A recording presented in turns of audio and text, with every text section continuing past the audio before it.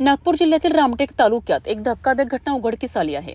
नवरगाव परिसरातील एका टुरिस्ट ढाब्याच्या मागील आवारात सुमारे 6 ते 7 महिन्यानंतर एका व्यक्तीचा मृतदेह आढळून आला आहे। या प्रकरणी पोलिसांनी 4 कर्मचाऱ्यांना ताब्यात घेतले। मिळालेल्या माहितीनुसार मृतकाचे नाव प्रताप सिंह महादेव सिंह बैस उर्फ ठाकूर असे आहे। तो अनेक वर्षांपासून नवरगाव येथील टुरिस्ट ढाब्यावर स्वयंपाकी म्हणून काम करीत होता।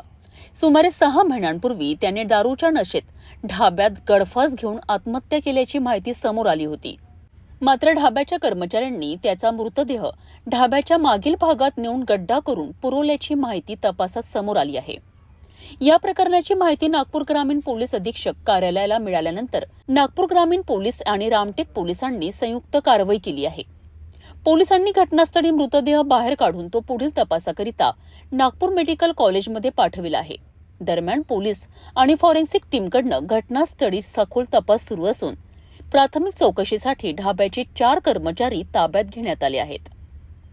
तर या प्रकरणाचा पुढील तपास रामटेक पोलिसांकडून सुरू आहे।